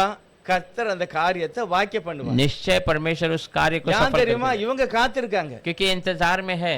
ஏசாயா சொல்லுகிறார், காத்திருக்கிறவர்களுக்கு ஒரு புது பலன் கிடைக்கும். ऐसा कहता है, इंतजार करने वाले को नया बल मिलता है, நம்முடைய வேண்டுதல் கேட்கப்படும். हमारी विनती सुनी நம்முடைய जाएगी, எதிர்பார்ப்பு கண்டிப்பா நடந்துரும். हमारा जो इंतजार है वो पूरा हो जाएगा। என்னது இருந்தாலும் சரி, कुछ भी हो, அவருடைய பாதத்துல காத்திருக்கணும். उसके चरणों में इंतजार। எத்தனை பேருக்கு அப்படி அனுபவம் தெரியல. इतने लोग को वो अनुभव है, पता என்ன नहीं। பிரச்சனைனாலும் சரி, कोई भी परेशानी क्यों என்ன ना हो, தேவைனாலும் कोई சரி, भी जरूरत क्यों ना நம்ம हो, வீட்டுக்குள்ள ஒரு விசேஷமா ஒரு இடத்தை தெரிஞ்சுக்கிடணும். हम घर में एक विशेष स्थान को चुन लेना है। ஆண்டவருடைய சமூகத்துல காத்திருக்கணும். परमेश्वर की उपस्थिति में அமைதியா इंतजार। ஜெபம் பண்ணலாம். शांतता से प्रार्थना करें। பைபிள் சொல்றது நீ காத்திருக்கணும் கர்த்தருக்காக வேண்டி. परमेश्वर का वचन कहता है तो इंतजार करना, காரியங்கள் प्रभु के लिए। வாக்கியப்படும். कार्य सफल हो जाएगा, சூழ்நிலை மாறிடும். परिस्थिति बदल जाएगा। ஏனென்றால் தெய்வ சமூகத்துல இருக்கிறவன் பெரிய புது பலன் क्योंकि அடைகிறான். परमेश्वर की उपस्थिति में रहने वाला नए बल को पाता है। ஏசாயா சொல்லுகிறார், கழுகு மாதிரி மாறிடுவான். ऐसा कहता है, वो काप के समान बदल அதுக்கப்புறம் அந்த जाएगा। டென்ஷன் எல்லாம் उसके மாறிடும். बाद वो चिंता दूर हो जाएगी, புது பலன், नया बल, புதிய ஆசீர்வாதம், नया आशीष, ஓடலாம், दौड़ेगा, நடக்கலாம். चलेगा। இனி அந்த மாற்றம் ஆயிருங்க. अब वो बदलावट हो जाएगा। இவங்க இருக்கும்போது पर ये रहते समय பைபிள் 2வது அதிகாரம் சொல்லுது, बाइबल दूसरा अध्याय कहता है, பரிசுத்த ஆவியானவர் ஊற்றப்பட்டார். पवित्र आत्मा उंडेला गया। அப்படின்னா என்ன அர்த்தம்? इसका मतलब क्या है? தேவனே ஆவியானவராக இறங்குகிறார். परमेश्वर स्वयं आत्मा के रूप में उतरता है। அவர் ஆவியாக இருக்கிறார். वो आत्मा है। அவர் எங்க வந்து விடுதலை கொடுக்கிறார்? वो कहाँ आकर छुटकारा देता है? தேவ ஜனங்கள் கூடி இருக்கிற இடத்துல பரிசுத்த ஆவியானவர் ஊற்றப்படுகிறார். परमेश्वर के लोग इकट्ठे जहाँ है वहाँ पवित्र आत्मा அது उंडेला। எப்படி இருந்தா ஒரு பெரிய முழக்கம். वो कैसा एक बड़ी आवाज के साथ। முதலாவது சொல்லுங்க ஒரு பெரிய சத்தம். पहला कहता है एक बड़ी आवाज। இப்ப இவங்க கூடி இருக்கிறது பெந்தேகோஸ்தே, அதாவது 50வது நாள். हाँ, ये लोग इकट्ठे हैं बेंटेकोस्ट के 50वें அதே दिन में। சமயத்துல எருசலேமில் ஒரு பெரிய பண்டிகை தான். और उसी दिन यरूशलेम में एक बड़ा त्योहार அது है, அறுப்பின் பண்டிகை. वो फसल कटाई का பைபிள்ல त्योहार। நிறைய சொல்லிருக்கு. बाइबल में बहुत सारी बातें बताई இதெல்லாம் है। போட்டு பஸ்கா பண்டிகை, फसई का त्योहार, புளிப்பில்லாத அப்ப பண்டிகை, बिना अखमीरी रोटी கூடார का त्योहार, பண்டிகை, जो तंबू का त्योहार, விடுதலை, நிறைய எல்லாம் சொல்லிருக்கு. बहुत सारा छुटकारा का। அந்த பண்டிகைக்கு தான் அங்க அவங்க கூடி இருக்காங்க. उस त्योहार के लिए वे लोग इकट्ठे हैं। எருசலேம் தேவாலயில பெரிய கூட்டம். यरूशलेम के भवन में एक बड़ा झुंड है, அது ஒரு விடுதலைக்காக தான் அவங்க ஜெபம் वो பண்ணிக்கிட்டு एक இருக்காங்க. छुटकारे के लिए प्रार्थना कर रहे அந்த हैं। விடுதலை நினைச்சு ஜெபம் பண்ணுதாங்க. उसमें वो छुटकारे को सोच कर धन्यवाद। நம்முடைய தேவன் அடிமைத்தனத்திலிருந்து எகிப்தில இருந்து வெளியே கொண்டு வந்தாரு. हमारा परमेश्वर गुलामी से मिस्र से हमें அந்த बाहर நாளை நாம் கர்த்தருக்கு நன்றி சொல்லணும்னு சொல்லி இருக்கிறார். उस दिन को हम प्रभु को धन्यवाद करना है। ஆகவே அதெல்லாம் நன்றி சொல்லி பலி செலுத்தி ஆராதிக்காங்க. उसलिए उस दिन को धन्यवाद कर बलि चढ़ा कर ஆனா आराधना இங்க करें। ஒரு மேல் வீட்டுல पर यहाँ एक ऊपर ஒரு के घर சின்ன में கூட்டம் 120 பேர் एक छोटा सा झुंड 120 இந்த लोग புதிய ஏற்பாட ஃபவுண்டேஷன் பண்ண போறாங்க. ये नए नियम का नींव डालने वाले हैं। இங்க இயேசுவானவர் கொடுத்த கட்டளையின்படி அவங்க காத்திருக்காங்க. यीशु मसीह ने दिए आज्ञा के अनुसार इंतजार அங்க कर रहे हैं। தேவாலயத்துல இருக்கிறது वहाँ कलीसिया में भवन நியாய में பிரமாணத்தின்படி அங்க இருக்காங்க. व्यवस्था के अनुसार वहाँ पर ஒரே इकट्ठे हैं। நாள் ரெண்டு இடத்துல ரெண்டு கூட்டம் நடக்கு. एक ही दिन में दो जगह पर दो झुंड सभा, ஒன்னு மேல் வீட்டறையில, एक ऊपर के घर ஒன்னு में, தேவாலயுடைய எருசலேம் एक தேவாலயம். यरूशलेम के भवन में. இப்படி நடக்கும்போதுதான் ऐसा चलते அது समय எழுதியிருக்கிறது वहाँ लिखा है 2வது அதிகாரத்துல दूसरा अध्याय में 2வது வசனம் சொல்லுது, दूसरा, அப்பொழுது பலத்த காற்று அடிக்கிற முழக்கம் போல तब बड़ी आवाज आने की आवाज के रूप में, வானத்திலே சடிதாய் உண்டாயிற்று. हाँ, आसमान में अचानक से हो गया. நல்லா கவனிக்கணும். 50வது நாள் अच्छा से समझना है 50वें அங்க दिन சபையில ஒரு பெரிய பண்டிகை. वहाँ कलिसिया में एक बड़ा त्योहार அது है, விடுதலையின் வருஷம் தான். वो छुटकारा का दिन है. இங்கேயும் விடுதலையின் நாள் தான். यहाँ भी छुटकारा का ரெண்டு दिन है, பக்கமே பிரேயர் நடக்கு. दोनों तरफ प्रार्थना चल ஆனா रहा है. வானத்துல ஒரு பெரிய சத்தம், पर आसमान में एक बड़ी அது आवाज, இடி முழக்கம் போல वो உண்டாயிற்று. बिजली की कड़कड़ाहट की அது तरह. முழங்கின உடனே அந்த முழக்கம் அந்த சத்தம் அப்படியே இந்த மேல் வீட்டு அறையில வந்து நிரப்பிட்டு वो कड़कड़ाहट आवाज वैसे ही वो आकर वो ऊपर के घर को भर दिया. பெரிய இடி முழக்கம் இருக்கும்போது சர்ச்சில் உள்ளவங்க எல்லாம் பார்த்திருப்பாங்க என்ன நடக்கு அப்படின்ட்டு. बड़ा सा कड़कड़ाहट हुआ तो चर्च के लोग देखे रहेंगे क्या आवाज है. அந்த சத்தம் அப்படியே மேல் வீட்டுக்கு போயிட்டு वो आवाज ऐसे ही ऊपर के घर में चली गई. உடனே பப்ளிக் என்ன செய்திருப்பாங்க, तब लोग क्या வெளியே सोचेंगे, வந்து பாப்பாங்க என்னதான் அப்படின்ட்டு பாப்பாங்க. लोग बाहर आके देखते हैं क्या हुआ. ஆனா பார்க்கும்போது जब बाहर आकर देखते हैं அக்கினிமயமான நாவு आग का जो रूप में जबान, எல்லாரும் கண்ணுக்கு முன்னாலே தெரியுது. அந்த பெரிய முழக்கம், सबके आंखों के सामने दिखाई दे रहा है. एक ஒரு बड़ी பெரிய இடி आवाज, முழக்கம், एक बड़ा बिजली की ஒரு பெரிய कड़कड़ाहट, சத்தம், एक बड़ी आवाज, அதுல தீ மாதிரி நாக்கு நாக்கா அப்படி இறங்கி वैसे வருது. जो आग का जबान ऐसे उतर कर आ रहा நம்முடைய है. தேவன் பட்சிக்கிற அக்கினி. हमारा परमेश्वर जलाने वाली आग है. எருசலேம் ஜனங்களுக்கு மத்தியில எப்படி இருந்தாரு, यरूशलेम लोगों के बीच में कैसा था, பகல்லே மேகமாக, दिन में मेघ के रूप में, ராத்திரி रात में அக்னி கம்பமாக, आग का स्तंभ के रूप में, அக்னி ஸ்தம்பம் आग का स्तंभ, அப்படின்னா அக்னியாக ஒரு பெரிய என்னது தூணு மாதிரி. हाँ, आग का एक बड़ा सा नींव जो அதுதான் स्तंभ के நடந்திருக்கு. समान, हाँ, அந்த தூணு தீப்பிடிச்சு எரிகிற மாதிரி இருக்கு. वो जो स्तंभ आग लगने के समान है, ஆனா உள்ள இருந்து சின்ன சின்ன தீயா வெளியே पर வந்துட்டு अंदर से छोटे छोटी आगे बाहर आने शुरू हो அது गई. எல்லாருக்கும் மேலே வந்து உட்கார்ந்துட்டு. वो सबके ऊपर आकर बैठ गई. ஒரு அக்னி தூண், एक आग का जो அக்னி ஸ்தம்பம், आग का स्तंभ, அது தேவனே அக்னி ஸ்தம்பம். और परमेश्वर स्वयं आग का அந்த स्तंभ. அக்னி ஸ்தம்பத்துல இருந்து சின்ன சின்னதா பிரிஞ்சு 120 பேருக்கு தலையில வந்து உட்கார்ந்துருக்கு. वो आग के स्तंभ से छोटे छोटे टुकड़े में अलग होकर 120 लोगों के ऊपर सिर पर आकर बैठ எப்படி गई. இருந்திருக்கும் பாருங்க. ये कैसा हुआ देखिए. அவங்களுக்கு தெரியல, வெளியே உள்ள ஆளுகளுக்கு தெரியுது. उनको नहीं दिखाई दिया, बाहर के लोग देख रहे हैं. எல்லாருக்கும் மேலே வந்து உட்கார்ந்த உடனே அவங்க இப்ப அவங்க அல்ல, தேவனாக தேவனுடைய ஆவியானவராக மாறுதாங்க. सबके ऊपर उतरने के बाद अब उनकी परिस्थिति बदल कर वो परमेश्वर के आत्मा में बदल गई. அந்த அக்னி நாவு அவங்களுக்கு உள்ள இருந்து பேச अब ஆரம்பிக்குது. वो आग का जबान उनके अंदर से बातें करना शुरू कर. நினைக்கும் போது அந்த அக்னி வந்த உடனே मैं सोच रहा हूँ जैसे वो आया रहेगा, அவங்களுக்குள்ள இருக்கிற பலவீனம், வியாதி, அவிசுவாசம் எல்லாம் வெளியே போயிட்டு, उनके अंदर की कमजोरी, बीमारी, अविश्वास सब पहला बाहर चले गए. எல்லாம் வெளியே போயிட்டு फर्स्ट पहला सब दूर गया. புது மனுஷனா மாறிட்டாங்க. अब नए मनुष्य बन गए இப்ப हैं. ஆவியானவர் உள்ள இருந்து பேசுகிறார். पवित्र आत्मा अंदर बैठकर बातें कर रहा என்ன है. பேசாரு? क्या बातें कर रहा है? அந்நிய பாஷை பேசல. अन्य भाषाओं में नहीं बातें की. அந்நிய பாஷைன்னா ரெண்டு அர்த்தம். अन्य भाषा दो मतलब है. ஒண்ணு, இப்ப நம்ம ஹிந்தி பேசுறோம், அது நம்ம பாஷை கிடையாது, அந்நிய பாஷை. अब हम हिंदी बात कर रहे हैं, वो हमारी भाषा नहीं है, वो अन्य भाषा है. நீங்க ஆங்கிலம் பேசினாலும் அது நம்ம பாஷை கிடையாது, அது அந்நிய अब பாஷை. अंग्रेजी बात करेंगे, वो हमारा नहीं है, वो अन्य भाषा இன்னொரு है. பாஷை யாருக்குமே விளங்காது, கர்த்தருக்கு மட்டும் விளங்கும். और एक भाषा है किसी को समझ नहीं आएगा, केवल प्रभु समझ அதுதான், पाएंगे. அது ஒரு அந்நிய பாஷை. वो एक अन्य भाषा है. ஆனா இப்ப மேல் வீட்டு அறையில் அவங்க பேசினது விளங்குத பாஷையா விளங்காத पर பாஷையா? ऊपर के घर में उन्होंने जब बातें की, वो समझने वाली भाषा है कि न समझने वाली भाषा है? விளங்குத பாஷை. समझने वाली भाषा. பைபிள் சொல்லுகிறது, बाइबल बताती है தேவனுடைய மகத்துவங்களை குறித்து பேசினார். परमेश्वर की महत्व महिमा के बारे में बातें करने लगे. இருக்கிறது யூதர்கள், रहने वाले यहूदी लोग, ஆனா பேசுகிற பாஷை வேற. हम बातें करने वाली भाषाएं अलग है. ஆனா எல்லாரும் வேற வேற பாஷையா பேசுகிறதுனால पर सब लोग अलग अलग भाषा में बातें कर रहे हैं, அது इसलिए வெளியே இருந்து கேட்கும்போது எப்படி இருக்கும்? वो बाहर से सुनेंगे तो कैसे लगेगा? வளர்த மாதிரி, वो कोई गड़बड़ी वाला ஏதோ சத்தம் போடுற மாதிரி, या कुछ शोर ஒரு शराबा, விவரம் எல்லாம் தெரியாது. कुछ समझ नहीं आएगा. ஆனா எல்லாருமே வந்துட்டாங்க. पर सारे लोग आ गए हैं. எங்க இருந்து வந்திருக்காங்க? कहाँ से आ गए? சபையில இருந்து வந்திருக்காங்க. कलीसिया से बाहर आ இவங்க गए. எல்லாம் யாரு? ये सब कौन है? யார் வந்து வேடிக்கை பார்க்க? कौन आकर बाहर तमाशा நாலாவது देख रहे வசனத்தை हैं? பாருங்க, அந்த ஆள் யாரு? चौथा वचन में देखिए लोग कौन है. அவர்கள் எல்லாரும் பரிசுத்தாவினால் நிரப்பப்பட்டு ஆ, ஆவியானவர் தங்களுக்கு தந்தருளின வரத்தின்படியே வெவ்வேறு பாஷைகளை பேசத் தொடங்கினார். இது இந்த 120 பேர். அடுத்த 5வது வசனத்துல வானத்தின் கீழ் இருக்கிற சகல தேசத்தாரிலும் இருந்து ஆ, வந்த தேவ பக்தியுள்ள யூதர்கள் அப்பொழுது எருசலேமிலே வாசம் பண்ணினார்கள். அந்த சரி இந்த இந்த இந்த- இதுதான் 5வது வசனம் வாசிங்க. 5वां वचन. 5वां वचन।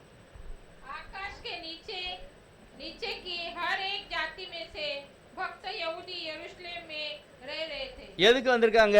क्यों आए हुए हैं? பண்டிகைக்கு தான். त्योहार के लिए। பெந்தேகோஸ்து பண்டிகைக்கு தான். पेंटेकोस्ट का त्योहार है। பெந்தேகோஸ்து வருஷம் 50வது வருஷம் கழிஞ்சிட்டு पेंटेकोस्ट का 50वां दिन पूरा हो गया। அத கொண்டாடுறதுக்கு எருசலேம் சர்ச்சுக்கு வந்திருக்காங்க. उसे पूरा करने के लिए यरूशलेम कलीसिया में ஆனா आए हैं। இவங்க மேல் வீட்டறையில ஏசப்பா சொன்னாங்க போய் காத்திருந்து ஜெபம் பண்ணி இவங்க ஜெபம் பண்ணிட்டு ऊपर இருக்காங்க. के घर में यीशु ने कहा तो इंतजार करते हो இது प्रार्थना करना। சிலுவையில இருந்து 50வது நாள். ये क्रूस के 50वें दिन அவங்க கூடி இருக்கிறது எகிப்துல இருந்து வந்த 50வது வருஷம். वे लोग इकट्ठे हुए मिस्र से आए हुए 50वें दिन அந்த को வருஷத்தை நினைவு கூர்ந்து அவங்க கொண்டாடுறாங்க. 50वें साल को याद कर रख के वो मना रहे ஆனா हैं। சத்தம் எங்க வந்துட்டு மேல் வீட்டார்கள். पर आवाज कहाँ पर है? ऊपर के இத घर में। வேடிக்கை பார்க்க தான் எல்லாரும் வந்து பார்க்காங்க. इसे तमाशा देखने के लिए लोग आते देखते। பார்க்கிறவங்க சாதாரண ஆள் இல்ல. देखने वाले साधारण लोग பைபிள் नहीं। சொல்லுது தேவ பக்தி உள்ள யூதர்கள். बाइबल बताती है परमेश्वर की भक्ति वाले தேவ लोग। பக்தி இருந்ததனால தான் சர்ச்சுக்கு வந்திருக்காங்க. परमेश्वर के ऊपर भक्ति है इसलिए कलीसिया में आए हैं। எங்க இருந்து வந்திருக்காங்க? कहाँ से आए हैं? நாலா திசையில இருந்து வந்திருக்காங்க. हर एक दिशाओं से आए நமக்கு हैं। நல்லா தெரியும் எஸ்தர் ராணி காலத்துல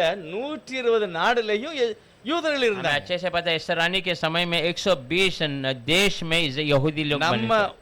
நம்ம இந்தியாலயும் யூதர்கள் இருந்தாங்க. हमारे भारत देश में भी यहूदी थे। அவங்களுக்கு கண்டிப்பா தமிழ் தெரியும். उनको कैसे भी तमिल मालूम है। இங்கிலீஷ் தெரியாது. हिंदी में इंग्लिश ஏன்னா मालूम। இங்கிலீஷ் வந்து 500 வருஷம் கூட ஆவல. इंग्लिश आकर 500 साल भी नहीं हुआ। அப்ப இங்கிலீஷ் இருந்திருக்கா? तो इंग्लिश था क्या? இல்ல. नहीं। ஹிந்தி இருந்திருக்குமா? हिंदी होगा। இல்ல. இதெல்லாம் இப்ப சமீபத்துல வந்த பாஷை. ये सब अभी भी आए हुए भाषा है। ஆனா मगर நிறைய வேற வேற பாஷைலாம் இருந்திருக்கு. पर अलग अलग भाषाएं थी।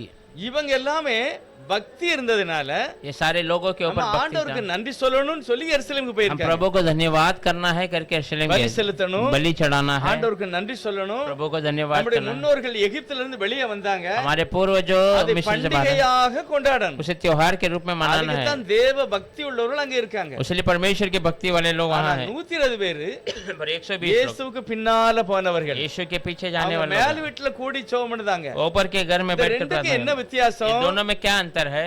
என்ன வித்தியாசம்? क्या अंतर है? கொஞ்சம் வித்தியாசம். இவங்க தேவ ஆவியில நிறைஞ்சிட்டாங்க. ये परमेश्वर के आत्मा में भर गए, பரிசுத்த ஆவியில நிரப்பப்பட்டு पवित्र आत्मा में भरकर நிறைய பாஷைகள்ல பேசுதாங்க. बहुत अलग भाषाओं में बातें தேவ करते हैं। பக்தி உள்ளவங்க வந்து பார்க்காங்க. परमेश्वर की भक्ति वाले लोग आकर அதுக்குள்ளேயும் देखते பாருங்களேன் ரெண்டு விதமான हैं। கூட்டம். उसमें भी दो प्रकार की झुंड है। ஒருவன் இந்த கூட்டத்தை பார்த்துட்டு சொல்லுதான். एक एक झुंड को देखकर कहता பரிசுத்த है, ஆவியில நிரம்பி பேசுகிறவர்களை பார்த்து சொல்லுதான். पवित्र आत्मा में भरकर बातें करने लगते எல்லாம் குடிகார கோஷ்டி. हैं। ये सब पीने वाले लोग हैं। இவங்க எல்லாம் குடிச்சிட்டு என்னமோ ये உளறுதாங்க. सब पीकर कुछ बक रहे हैं।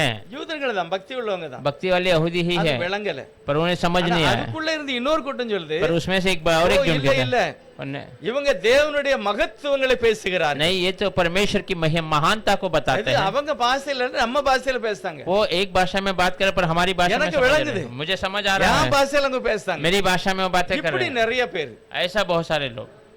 ஒரு சிலர் சொல்றாங்க கம்சகம் 5 லட்சத்துக்கு அதிகமான யூதர்கள் அப்ப நின்றுப்பாங்க. एक लोग कहते हैं कि तकरीबन 5 लाख से अधिक लोग यहूदी लोग எல்லாம் वहाँ வெளிய हैं। இருந்து வந்தவங்க. ये सब बाहर से आए हुए लोग பண்டிகைக்கு हैं। வந்தவங்க. हाँ, त्योहार में आए हुए लोग हैं। விடுதலையின் வருஷத்தை கொண்டாடுகிறவர்கள். आजादी के साल को मनाने ஆனா वाले हैं। உண்மையான விடுதலை எங்க இருக்கு? पर सच्चा छुटकारा மேல் कहाँ வீட்டு पर அறையில है? இருந்து. ऊपर के घर से है। பரிசுத்த ஆவியானவர் வந்துட்டாரு. पवित्र आत्मा आ गया है। எல்லாரும் தேவனுடைய மகத்துவங்களை सारे பேசுகிறார்கள். लोग परमेश्वर की महित्व இப்ப को- அவங்க வந்து உண்மையிலே ஒரு புது மனுஷனா மாறிட்டாங்க. अब वे सब एक नया मनुष्य बदल गए हैं। அதனாலதான் பேதுரு நடந்து போகும்போதே சுகம் அடைஞ்சிருக்காரு. इसलिए पतरस चल के जाते समय चंगा हो जाता है। பயங்கரமான அற்புதம். एक अद्भुत बड़ा ஆனா है। உண்மையிலே நம்மளும் அப்படி ஜெபம் பண்ணோம்னா हम भी ऐसे ही ஒரு प्रार्थना மனதோட एक मन से ஒரு அவருடைய சமூகத்துல இருந்தோம்னா उसकी उपस्थिति में रहेंगे நம்ம तो நிழல்ல பட்டு என்ன சுகம் கிடைக்கும். हमारे इस छाए से लोगों को चंगाई நம்முடைய मिलेगी। வார்த்தை வேற பாஷையில பேசினாலும் அவனுக்கு விளங்கும். हमारी बातें और बातों भाषा में बात करेंगे तो भी समझ இது लेंगे। மாறல. ये बदला नहीं है। ஆவியானவர் ஊற்றப்பட்டார். पवित्र आत्मा उंडेला गया, மேல போல கீழே தான் இருக்காரு. वो नीचे ही है, ऊपर नहीं அப்ப गया। ஊற்றப்பட வேண்டும்னு இன்னொரு தடவை பாட வேண்டிய அவசியமே तो இல்லை. और से उंडेल दे करके அதான் ஊற்றப்பட்டாச்சுல்ல. वो तो उंडेल दिया गया அப்ப है। மேல போகல. अब वो पहाड़ ऊपर नहीं பழைய गया। ஏற்பாட்டுல அப்படி அல்ல. नए नियम में ऐसा नहीं தேவன் था। வந்தார், परमेश्वर आया, பேசினார், बातें की, போயிட்டாரு. चले गया। அந்த புதிய ஏற்பாட்டுல पर नए नियम में பரிசுத்தாய் ஊற்றப்பட்டது पवित्र आत्मा उंडेला गया, ஒவ்வொருவருக்குள்ள நிரந்தரமா இருக்கிறது. हर एक के अंदर हमेशा के लिए बना है। அவர் நம்மை நிரப்புகிறவர். वो हमें भरने நமக்குள்ள वाला, வாசம் हमारे பண்ணுகிறவர். अंदर वास करने वाला। அவர் இருந்தாதான் நம்ம நல்லவங்களா வாழ முடியும். वो रहेगा तो हम अच्छे जीवन बिता இப்ப सकते நம்ம எல்லாத்துலயுமே ஆவியானவர் இருக்கிறார். अब हम सबके पास पवित्र அப்படி आत्मा है, இல்லன்னா நம்ம சர்ச்சுக்கே வர மாட்டோம். नहीं है तो हम कलीसिया में नहीं आते थे। ஒருவேளை நம்மட்ட குறைகள் இருக்கலாம். हाँ, हमें अंदर कुछ அந்த कमी होगा, குறைகள் இருந்தா தேவ சித்தத்தை நான் நிறைவேற்ற முடியாது. कुछ कमी है तो हम परमेश्वर की मर्जी को पूरा அப்படியே नहीं அதை कर सकते, நழுப்பிக்கிட்டே நம்ம உட்காருவோம். हम ऐसे ही उसको टालते रहेंगे। நம்மட்ட தேவாவி இல்லன்னு யாரும் சொல்ல முடியாது. हमारे अंदर पवित्र आत्मा नहीं, எல்லாரோட कोई தேவாவி नहीं, இருக்கிறார். सबके साथ परमेश्वर का, எல்லா ஜனங்களோட கர்த்தர் இருக்கிறார். सब लोगों के साथ ஆனா परमेश्वर है। ஒரு சிலர் தேவ சித்தப்படி நடப்பாங்க. पर थोड़े लोग परमेश्वर की मर्जी से चलते ஒரு हैं, சிலர் தேவ ஆவி இருந்தாலும் சித்தப்படி நடக்க மாட்டாங்க. कोई कोई परमेश्वर का आत्मा है तो भी मर्जी से चलते நடந்தவங்க हैं। பாக்கியவான்கள், चलने वाले धन्य हैं, நடக்காதவங்க नहीं चलने वाले அந்த பாக்கியத்தை அனுபவிக்க उस முடியாதவர்கள். बड़े सौभाग्य का अनुभव नहीं कर सकते। அதனால எல்லா கிறிஸ்தவங்களுக்குள்ளயும் தேவ ஆவி इसलिए ஊற்றப்பட்டிருக்கு. सारे मसीह लोगों के ऊपर परमेश्वर का आत्मा होने அத लगा। நடக்க விடாம அப்படியே தம் கட்டி உட்கார வைக்கிறது. उसको नहीं चलाने जैसा ऐसे दबा कर बैठाता அது है। எப்படி? वो कैसा? ஆண்டவர் சொல்லுகிறார், परमेश्वर कहता है திருடுகிறவன் இனி திருடக்கூடாது. जो चोरी कर रहा है अभी चोरी नहीं करना। யா क्यों? ஆவியானவர் உனக்குள்ள இருக்கிறாரு. पवित्र आत्मा तेरे अंदर है, கெட்ட வார்த்தை வாயில இருந்து வரக்கூடாது. गलत बातें तेरे जबान से नहीं आनी। क्यों? உனக்குள்ள ஆவியானவர் तेरे अंदर இருக்கிறாரு. पवित्र आत्मा है। அதே பவுல் சொல்லுகிறார், वही पौल அவரை कहता है। துக்கப்படுத்தாதீர்கள். उसे दुखी मत कीजिए। அப்ப நம்ம எல்லாம் செய்யும் போது பரிசுத்தாவி எனக்குள்ள இருந்தா அவர் என்ன செய்வாரா? துக்கப்படுவார். तो हम सब करते समय पवित्र आत्मा हमारे अंदर ஆனா से क्या दुख பரிசுத்தாவி होगा? நமக்குள்ள இருக்குன்னு வைக்கல. पवित्र आत्मा हमारे अंदर है நம்ம तो பேசும்போது நம்ம அபிஷேகத்தோட பேசுவோம். हम बात करेंगे तो अभिषेक के साथ बात பொல்லாத करेंगे। ஆவியெல்லாம் வெளியே போயிரும். बुरी आत्मा सब दूर हो தீய जाएगी, சக்தி எல்லாம் வெளியே போயிரும். बुरी शक्ति सब दूर हो जाएगी। தேவன் நம்மளை அதுக்கு தான் அந்த ஆவியை ஊற்றுகிறார். परमेश्वर इसीलिए उस आत्मा को हमारे ऊपर பவுல் गिराता है। சொல்லுகிறார், पौल कहता है நான் ஆண்டவரை ஏற்றுக்கொண்டேன், मैंने परमेश्वर को स्वीकारा, நல்லதுதான் செய்யணும் எனக்கு ஆசை, अच्छी करना ही मेरी आशा है, ஆனா நான் நல்லது செய்ய மாட்டேன். पर मैं अच्छा नहीं कर पा रहा हूं। யான் தெரியுமா எனக்குள்ள இன்னொரு சக்தி என்னை சொல்லுது அப்படி செய்யாத. क्योंकि मेरे अंदर और एक ताकत है, वो ऐसा कहता है ऐसा ஆகவே मत நான் செய்கிறது எனக்கே சம்மதம் இல்லதான். कर। क्योंकि मैं जो कर रहा हूँ मुझे संबंध नहीं है। யான் சம்மதம் இல்ல? क्यों संबंध नहीं है? ஆவியானவர் சொல்லுகிறார், எப்பா சரியில்லைன்னு சொல்லுகிறார். पवित्र आत्मा कहता है सही नहीं है, அதனால எனக்கே தெரிகிறது நான் செய்கிற इसलिए தப்பு. मुझे पता मैं नहीं गलत कर रहा நான் हूँ, ரொம்ப துக்கப்படுதேன். मैं बहुत दुखी होता हूँ, ஆனா ஆண்டவரை நான் துக்கப்படுத்திட்டேன். क्योंकि परमेश्वर को मैंने दुखी நான் कर दिया। விரும்புகிறதை செய்யாமல் मैं पसंद விரும்பாததையே செய்கிறேன். पसंद वाली बातों को न करते हुए பவுல் न சொல்கிறார், पसंद। நான் அல்ல, எனக்குள்ள இருக்கிற பாவமே அப்படி செய்கிறது. पौल कहता मैं नहीं, मेरे अंदर जो पाप है वो ऐसा कर रहा அடுத்து है। பவுல் சொல்றார், கர்த்தருக்கு ஸ்தோத்திரம், तो उसके बाद कहता அவர் पौल என்னை இப்ப விடுதலை ஆக்கிட்டார். प्रभु को धन्यवाद, उसने मुझे छुड़ा இப்ப दिया, அவர் எனக்குள்ள अब இருக்கிறார். वो मेरे अंदर है। இப்ப நான் அல்ல, கிறிஸ்து எனக்குள்ளே अब வாழுகிறார். मैं नहीं, मसीह मेरे अंदर जी रहा முற்றிலும் ஜெயம் கொண்ட है। மனிதர்கள். पूरा विजय पाने वाले लोग हैं। ஆண்டவர் நம்மளை அழைத்திருக்கிறார். प्रभु ने हमें बुलाया है। பைபிள் சொல்லுது, பரிசுத்தவான்கள் சீர் பொருந்தும் பொருட்டு.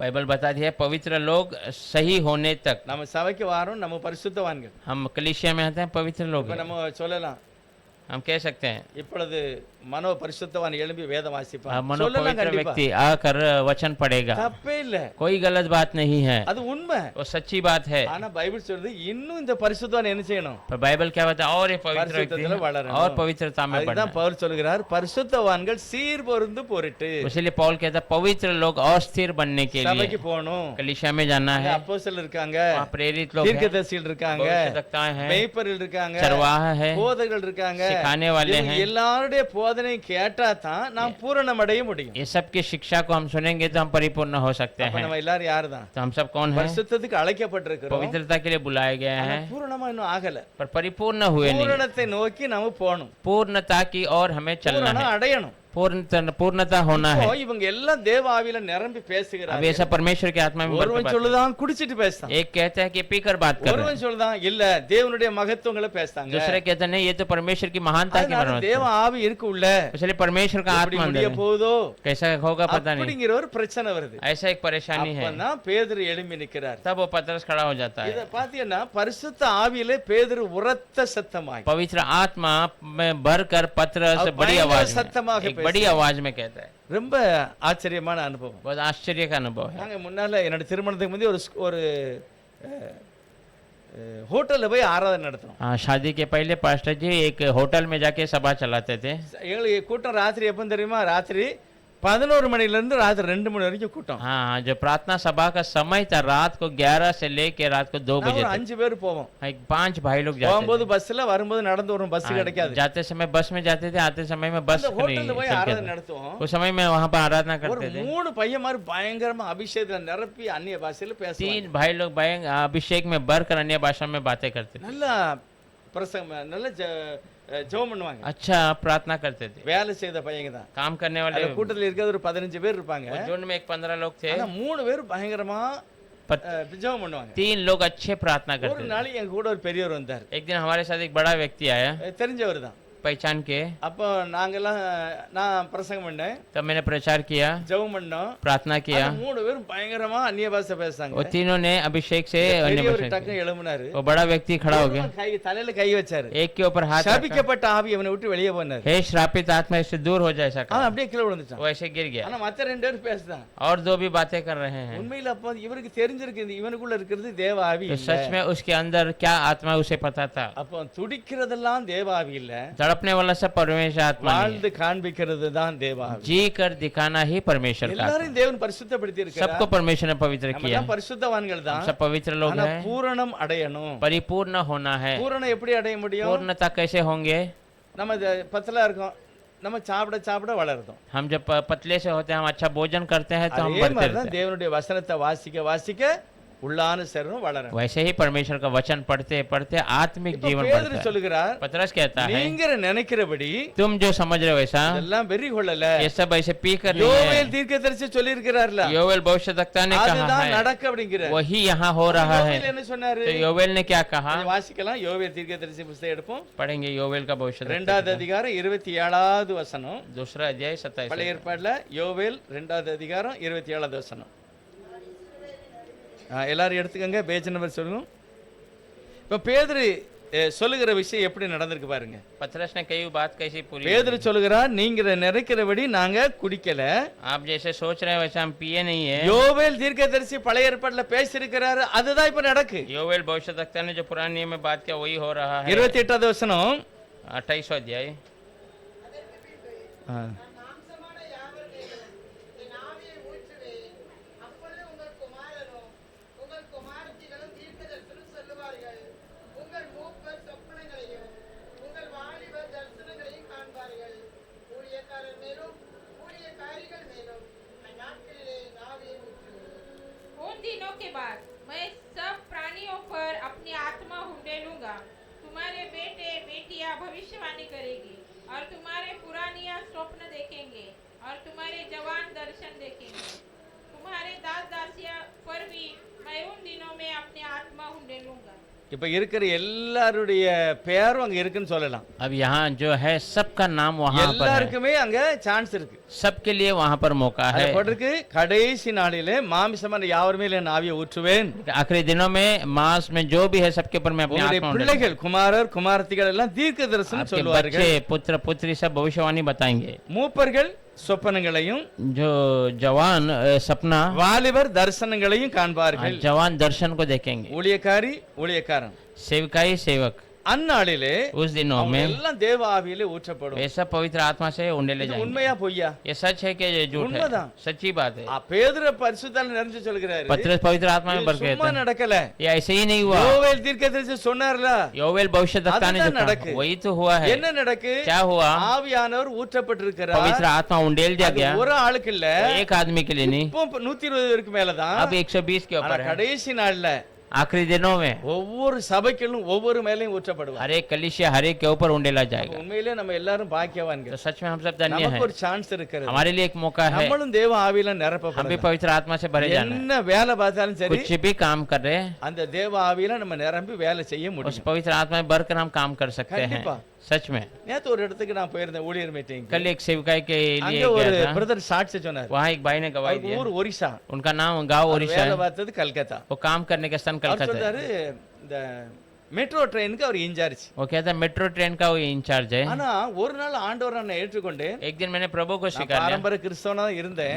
मैं नाम का मसीहाई था, நான் கிறிஸ்தவ குடும்பத்துல मसीह பிறந்திருந்தேன். के परिवार में ஆனா, जन्म लिया था। என்னுடைய வேலையில நான் இருக்கும்போது ஒரு நாள் ஆண்டவருடைய கிருபையினாலே நான் ஆண்டவரை ஏற்றுக்கொண்டேன். एक काम के स्थान में परमेश्वर के अनुग्रह से उनको मैंने स्वीकार लिया। நான் ரட்சிக்கப்பட்டேன். मैं उद्धार पाया। நான் ரொம்ப உற்சாகத்தோட கர்த்தருக்கு ஊழியம் செய்ய मैं बड़ी ஆசைப்பட்டேன். उत्साह के साथ प्रभु की सेवा करना चाहता அதனால நான் வாபஸ் எங்க ஊருக்கு ஒரிசாக்கு நான் வேலைக்கு था। போனேன்னு फिर से मैं मेरे गांव ओडिशा में काम के लिए जाना நான் चाहता அப்ளை பண்ணேன். मैं अप्लाई किया। அவர் சொன்னார் ஒரிசா வந்து சின்ன ஏரியா தான், उसने कहा उड़ीसा छोटा गांव है, அங்க போனேன்னா இப்ப மெட்ரோலாம் அங்க கிடையாது, वहाँ जाएगा अभी मेट्रो भी नहीं है, சாதா சென்ட்ரல் ரயில்வே தான் ஓடுது. सेंट्रल रेलवे है।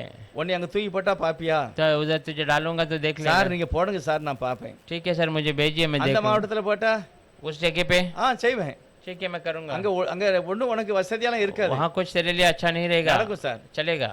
அந்த மாவட்டத்துல इस जगह पे அது ரொம்ப நல்லா இருக்கு சார், எனக்கு ரொம்ப எங்க ஊர் அது, वो अच्छा रहेगा, वो तो मेरा गाँव அதெல்லாம் ही உனக்கு है, கிடைக்காது. वो वहाँ नहीं मिलेगा। அதுக்கு அடுத்த மாவட்டத்துல போட்டா उसके बाद के சார், नगर எங்கேயும் போடுங்க, ஒரிசால போடுங்க, எனக்கு நல்லா இருக்கும். आप जिधर भी डालिए उड़ीसा में சரி डालिए। பார்க்கலாம் போ அப்படின்ட்டாரு. ठीक है, तो जा देखेंगे। கடைசியில அவர் சொல்றாரு, आखिर में वो कहते हैं, பயங்கரமா ஜெபம் பண்ணேன், मैं बहुत प्रार्थना किया, அங்க உள்ளவரும் இங்க கொண்டு வரணும், वहाँ के लोगों को यहाँ लेके आना है, இல்லன்னா அங்க யாருக்கா ரிட்டையர்ட் ஆகணும், या कोई वहाँ पर रिटायर होना அதுக்காக है, நான் ஜெபம் उसके लिए मैं பண்ணேன். प्रार्थना किया। நிறைய பேர் போடுவாங்க வேலை மாற்றுறதுக்கு, बहुत लोग बदली के लिए डालते வருஷ हैं, கணக்கு ஆகும். साल भर होता எனக்கு है। 25 நாள்ல मेरे को 25वें दिन எங்க में விரும்பினோனே அங்கேயே போன்ட்டாங்க. मैंने जहाँ चाहा वहीं पर मुझे भेज இப்ப दिया। நான் ஊழியம் பாக்குறேன், अब मैं सेवा कर रहा வேலை हूँ, பார்த்துட்டு ஊழியம் பாக்குறேன். काम कर कर सेवा कर என்னுடைய रहा வேலை மெட்ரோ, இப்ப मेरा நான் काम- சென்ட்ரல் ரயில்வேல இன்சார்ஜா இருக்கேன். हूँ। मेट्रो था पर मैं अभी सेंट्रल रेलवे के इंचार्ज ஆனா हूँ। ஆண்டவர் எனக்கு கற்றுக் கொடுக்கிறார். परमेश्वर मुझे सिखाता है। பாஸ்டர் சேகர் வந்திருந்தாரு, पास्टर शेखर आए थे, 3 லட்சம் ரூபாய் செலவு பண்ணி நான் கூட்டம் நடத்தினேன் 3 அப்படிங்கிறார். लाख रुपए खर्चा कर कर हमने सेवा இதுல किया। எப்படி அவர் சொல்றார், நான் ஜெபித்தேன் கர்த்தர் நடத்துகிறார். वो कहता मैं प्रार्थना किया, प्रभु ने वो चलाया।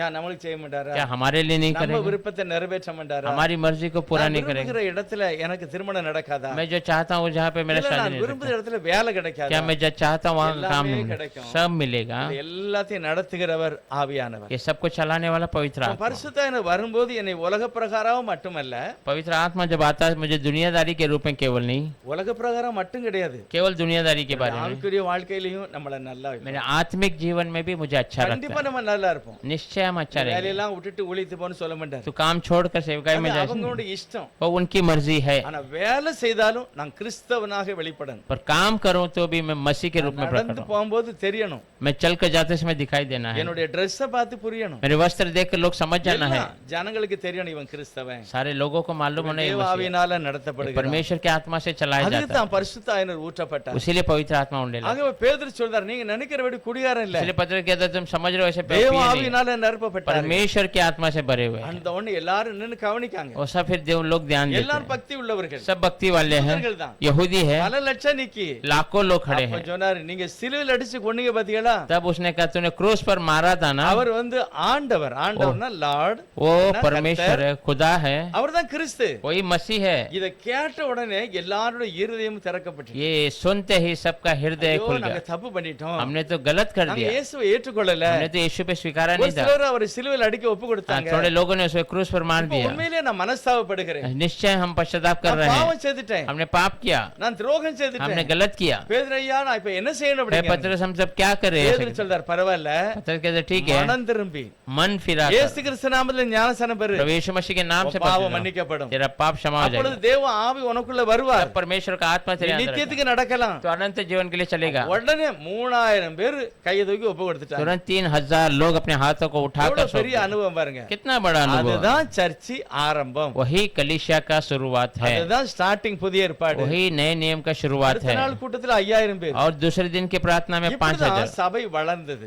वैसे कलीसिया बढ़ते அதே உபதேசத்துல தான் நம்மளும் போய்கிட்டு இருக்கோம். वही उपदेश में हम भी चल रहे हैं। முதலாவது சபையின் அஸ்திவாரம் என்னது? तो पहला कलीसिया का नींव மனம் क्या है? திரும்புதல், मन फिराना, ஆவியானவருடைய அபிஷேகத்தை पवित्र பெற்றுக்கொள்ளுகிறது, आत्मा का अभिषेक को पाना, நீதியாய் நியாயமாய் கர்த்தருக்காய் சாட்சியாய் வாழுகிறது. धार्मिकता से न्याय से परमेश्वर की गवाही बनकर அதுதான் जीना। கர்த்தர் நம்மளை பார்க்கிறார். वही प्रभु हमें चाहता है। இப்படிப்பட்டவர்களை தேவன் தன்னுடைய சபையில சேர்த்துக் கொள்ளுகிறார். ऐसे लोगों को परमेश्वर अपने कलीसिया में நம்ம इकट्ठा உள்ள कर देता வந்துட்டோம். है। हम आगे अंदर आ गए ஆனா हैं, ஏமாந்து போயிடக்கூடாது. पर फंसना नहीं है, தேவாவினால நடத்தப்படும். परमेश्वर की आत्मा से चला என்னதுனாலும் சரி, நம்ம வேலை என்ன வேலை செஞ்சாலும் கர்த்தர் நமக்கு வெற்றியை जाए। தருவார். कुछ भी काम क्यों ना हो, परमेश्वर हमें विजय देता है। கண்டிப்பா வெற்றி மட்டும் இல்ல, ஆசீர்வாதம் இருக்கிறது. निश्चय केवल विजय नहीं और आशीष எவ்வளவு भी है। பெரிய ஆளானாலும் சரி உங்க முன்னால எழும்பி நிற்பான். इतना ही बड़ा व्यक्ति क्यों ना हो, आपके सामने वो காரணம் खड़ा रहेगा। உங்களுக்குள்ள இருக்கிற அபிஷேகம் ஆசீர்வாதம் அப்படி. कारण आपके अंदर का अभिषेक और आशीष ஆவியானவர் है। எதுக்கு வருகிறார்? पवित्र आत्मा क्यों என்னை आता है? மேன்மைப்படுத்த, मैं महिमा करने के लिए, தேவனை போல மாற்ற, परमेश्वर के समान அப்படிப்பட்ட बदलने। மகிமையை கர்த்தர் ஒவ்வொருவருக்கும் தருவாராக. ऐसे महिमा की बातें परमेश्वर हम सबको दे। எல்லாரும் ஜெபம் பண்ணலாம். सब प्रार्थना करेंगे, எல்லாரும் கர்த்தரை நோக்கி பார்ப்போம். सब प्रभु की ओर देखेंगे।